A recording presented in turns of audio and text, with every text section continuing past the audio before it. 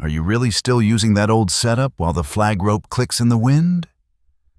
The question cut through the brass-colored dawn, half mock, half echo. They scoffed, papers rustling, clipboards trembling. Yet he only adjusted the line, his silence pressing back harder than any rulebook. The rifle on the bench wasn't a weapon now, but a proof of memory. And the air between the targets held a pulse of steady heartbeats beneath the flag's faint shimmer.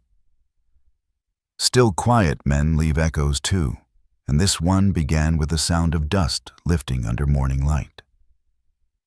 The sky over the old naval range was the color of brass before polish. Dew sat on the wooden benches, and the air smelled faintly of oil and dust. A small group from the town board gathered at the fence, clipboards ready. Their chatter mixed with the sound of paper targets swaying in the crosswind. Graham adjusted his cap and nodded once, not to anyone in particular. The same benches, the same firing line, only quieter now. He ran a thumb over the worn stock of a ceremonial rifle resting on the table beside him. A relic more than a weapon. Is he really still using that old setup? One of the younger board members whispered. Lieutenant Kit, leading the inspection, let the question hang before smirking. You still teaching the last war? Old man Graham didn't answer. He walked the line instead, checking each stand, resetting the targets one by one. The cracked wooden frames creaked under his touch. A woman in a cardigan, probably there for budget notes, called out, "We'll need to modernize if we're keeping this open, Mr. Graham. Regulations require sensors now." He nodded again, gentle and unbothered. "Sensors don't keep people steady, ma'am. Practice does." Someone behind her chuckled. The sound carried like gravel rolling in a tin can.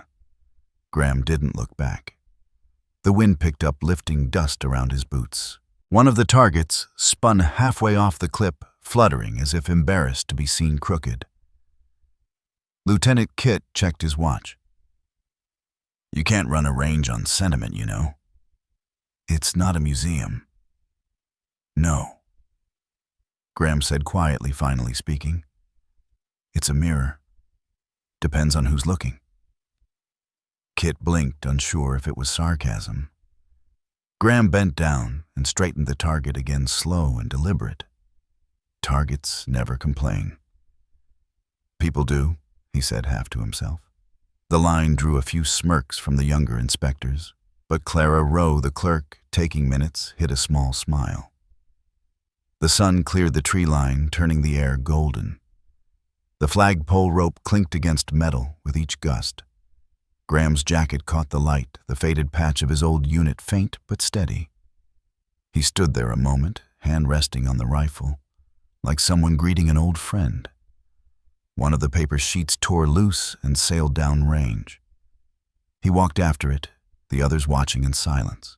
He pinned it back in place, the motion unhurried. Every gesture said this mattered once, and it still did. Mr. Graham," Clara asked softly, "you plan to keep doing this alone?" He looked up, eyes tracing the horizon. "I guess until someone cares enough to learn why." Then he turned, checking each target again, resetting them the same careful way, measured, patient, a ritual more than a task. From the fence, Kit sighed. "We're just here to evaluate, you know." "I know," Graham said, still working. "Everyone's evaluating something." The wind eased.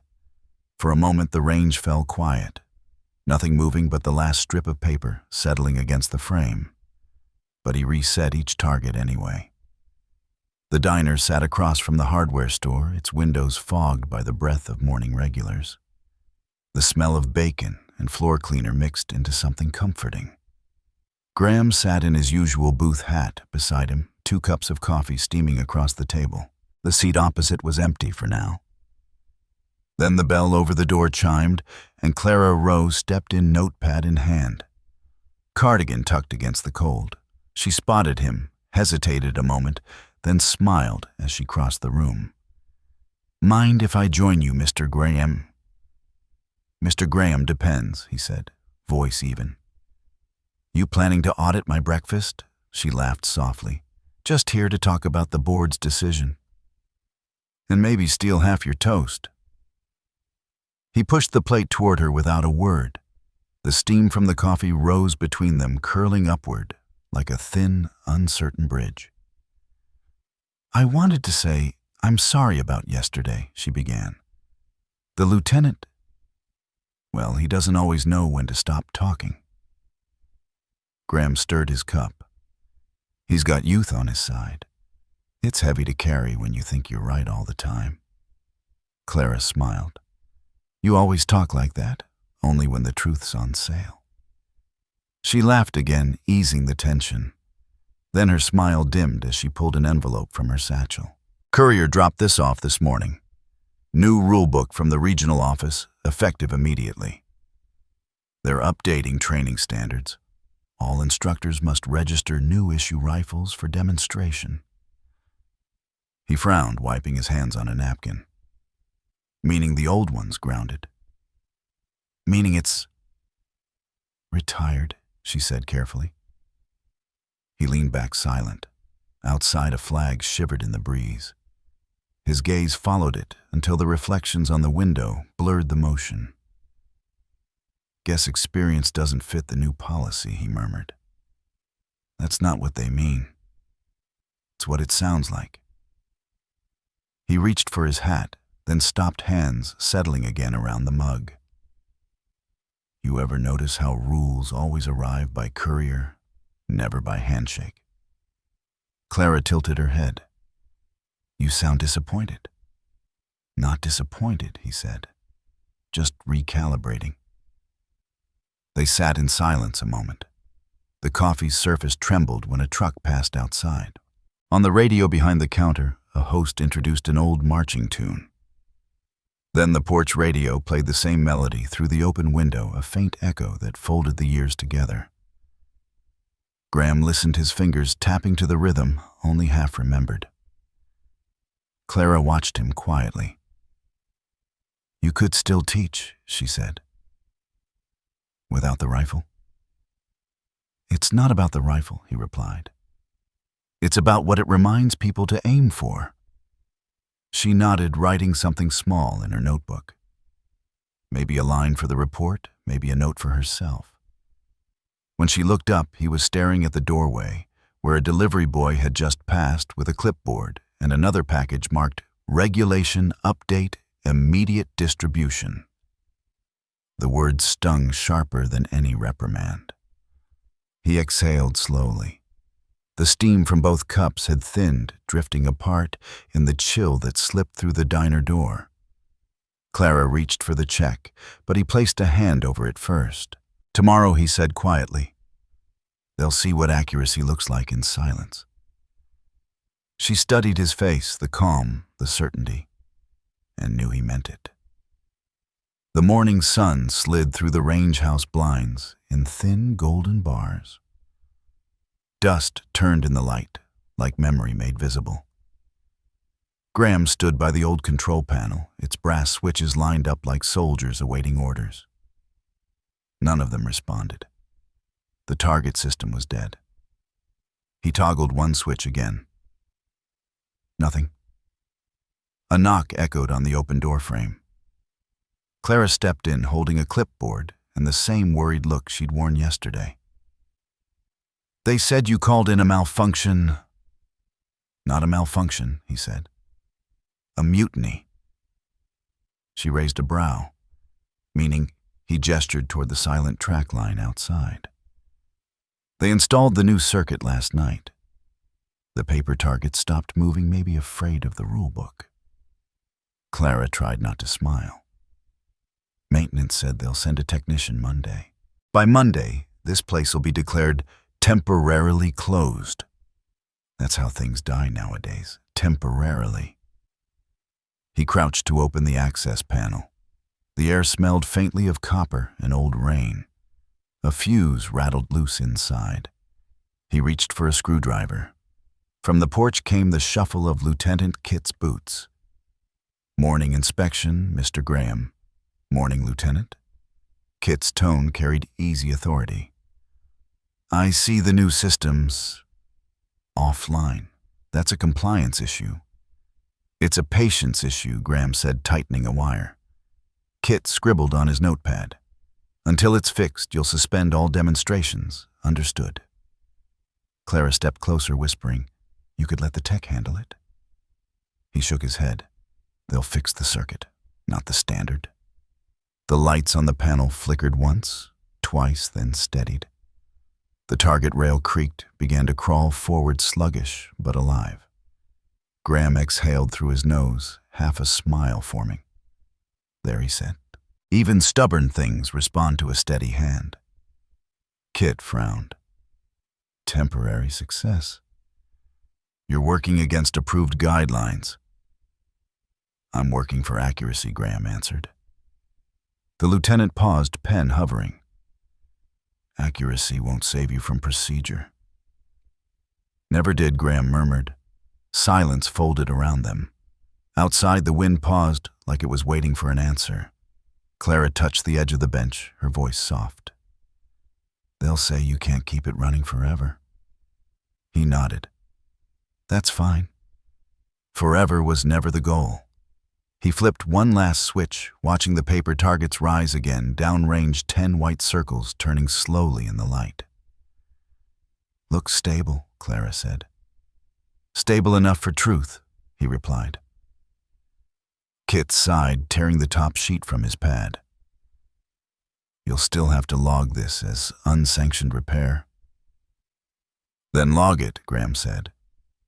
But mark it accurate. Kit looked at him for a long second, then walked off muttering. The sound of his footsteps faded into the gravel. Clara lingered. You think he'll report you? He'll try. Graham wiped his hands on a rag. But systems have a way of resetting when no one's watching. The hum of the motors deepened the targets, gliding into perfect alignment. Sunlight caught the edges of the frames until they shone like mirrors. And somewhere behind that silence, a salute was already forming. The afternoon came dressed in parade light, sharp, honest, and merciless. The range shimmered in the sun, paper targets steady for once.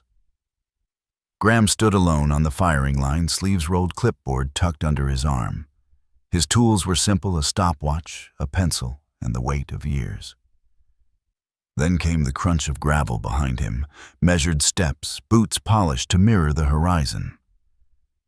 A figure in khaki approached, shadow crisp on the concrete. The visiting SEAL officer didn't speak at first. He just watched. Lieutenant Kit said this place was running outdated, the officer said finally. His tone was neither hostile nor friendly, just assessing. Graham nodded. Outdated's another word for tested. The officer looked toward the paper targets, then at the old control board flickering under the sun. You fixed it yourself. Didn't want the system to forget what precision looks like. A pause. Wind brushed across the flags at half-staff. The sound filled the space where words might have gone. From the porch, Clara stepped out, notebook in hand. Kit followed, tight-lipped. The small group formed a semicircle around the range. The officer set down a long black case and opened it. Inside lay the rifle, Graham's rifle, the one that had been locked away by new policy. It gleamed in the sun, not as a weapon, but as memory polished clean. You were issued this, the officer asked. Once, Graham said. Before rules got louder than respect. The officer studied him a long moment. Then he picked up the rifle by its barrel and held it horizontally. Policy said to retire this piece, he said quietly. But the file didn't mention why your name was etched on the stock. Clara looked up, surprised. It is... The officer turned the rifle. There, under the worn varnish, faint but unshakable, were the letters MG Maintenance Gun, maybe Kit offered, forcing a chuckle. No, Graham said evenly. Mark of gratitude. A training gift from the last group I taught before deployment. The officer nodded slowly. Then it belongs to you. He stepped forward, extended the rifle, both hands level like an offering. The air stilled. Even the flag above the range seemed to hold its breath. Graham didn't move at first. His fingers twitched slightly, the motion of someone remembering how to accept respect without words. When he finally reached out, his hands were steady. The metal touched his palms with a weight that wasn't burden, but belonging. The exchange was silent, deliberate, each movement timed with reverence. From the corner of the group, Kit stiffened. "Sir, with respect, procedure doesn't authorize." The SEAL officer turned his head just enough to meet the younger man's eyes. "Lieutenant," he said, voice level, but absolute. "Sometimes protocol gets slammed by principle." No one spoke after that. Then slowly the officer stepped back one pace and raised his right hand in a sharp, perfect salute. The gesture cut the air clean. The brass insignia on his sleeve caught the sunlight, sending a brief golden flare across Graham's face. Graham returned the salute, not military in form, but quiet in meaning, a motion that said, "I remember why we do this." Wind dropped, flag audible, breath steady. Clara watched, unable to write fast enough. The officer lowered his hand.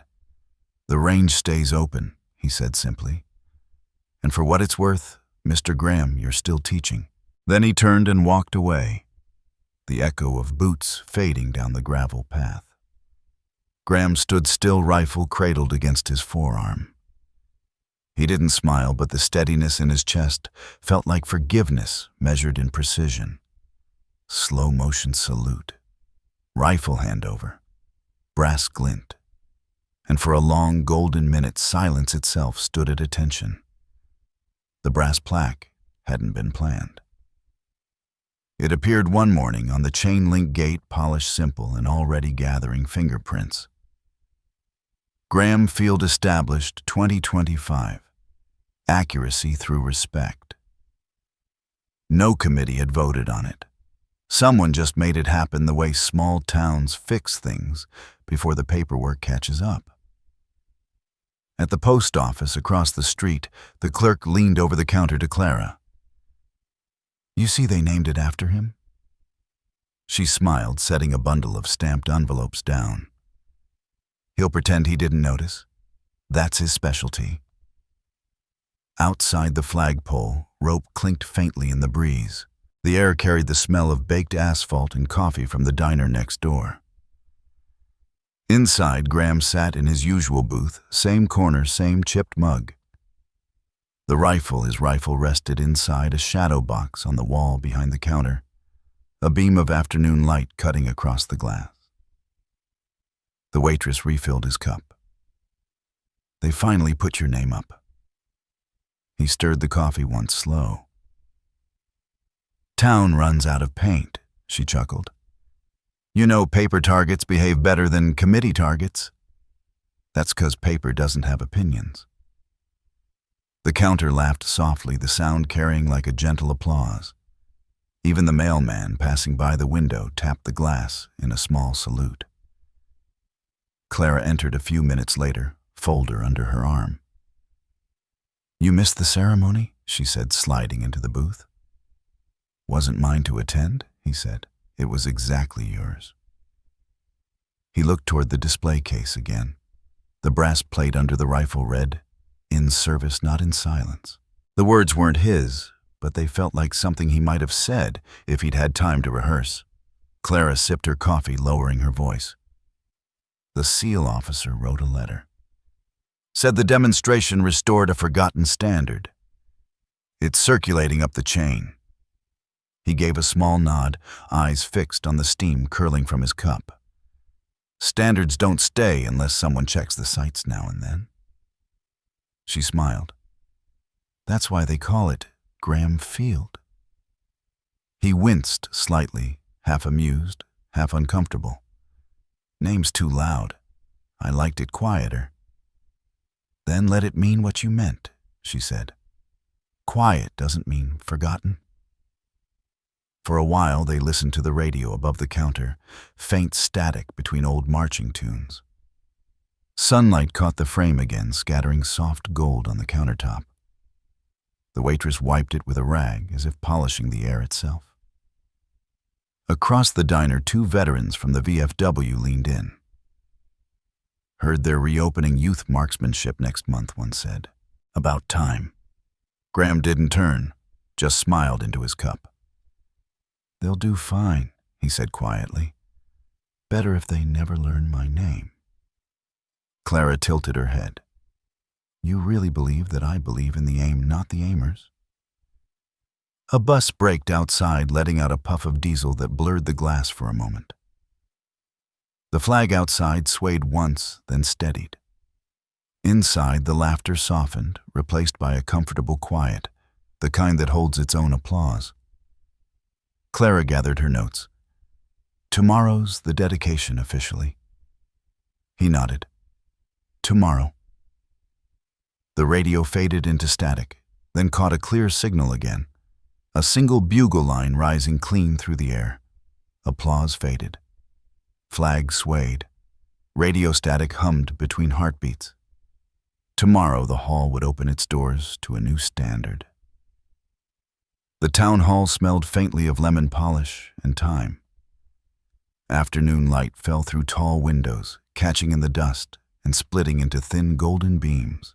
Along the west wall hung the new display, a simple glass case, brass screws at each corner, and inside it, the rifle.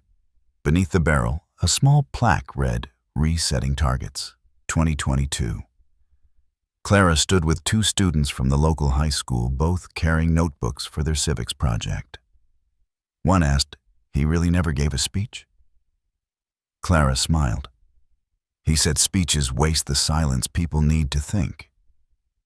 The younger one squinted at the plaque. "Resetting targets? That's like starting over, right?" "Not starting over," she said. "Realigning." They nodded, scribbling their reflections caught in the glass. The sound of the flag outside came faintly through the window ropes, metal on metal, steady as breath. A janitor crossed the floor, whistling softly, the tune almost a hymn. The air carried warmth, even in its quiet. At the back of the room, Graham's chair remained where he used to sit during committee nights. Empty now, but clean, as if still waiting for him to lean forward and correct a measurement no one else had noticed. Clara placed a folded note beneath the display. It wasn't for reading, only remembering. It said, "Precision is kindness when done in silence." The radio near the front desk hummed faintly before catching a station. A voice spoke over the static, "This is your 5 o'clock community report from Graham Field." The broadcast was short, polite, and ended with a song about homecoming. The students lingered. One whispered, "He was the range guy, right? The one the officer saluted." Clara nodded. That was him. Why'd they call him Quiet? She thought for a moment, then answered softly, "Because he spent a life resetting targets none could see." They wrote it down the line, the meaning may be the start of their own version of the legend. Outside the diner, lights flicked on early. Steam curled from the coffee urn behind the glass, and for a second the reflection overlapped with the rifle case inside the hall. Coffee steam flags shimmer, brass glint, all the symbols of ordinary grace layered together. Across the square the flag moved just once, a single ripple through its stripes, then hung still again. Clara adjusted the radio dial, lowering the volume until it was barely audible, a breath of memory rather than sound. The fading signal left only the hum of the building and the faint ticking of the old wall clock. For a while, no one spoke. The silence wasn't heavy, it was earned. One of the students finally said, "He never raised his voice, huh?" "No," Clara said, smiling as she looked at the case. And that was enough. He never raised his voice, and that was enough. If this story moved you, share it forward. The town hall stayed open long after dusk, its windows glowing like soft lanterns over Main Street.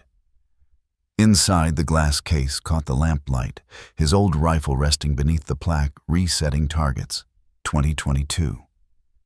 Its reflection tracing a faint circle of gold on the wall. Still, the radio hummed low from the diner across the square. The same tune he'd once trained to, and the flag outside shifted just enough to make the chain clink, a sound small enough to carry memory, but not command it. He had never raised his voice, never asked for credit, and yet every sightline, every student, every quiet standard in that hall still aligned, because one man kept resetting targets none could see.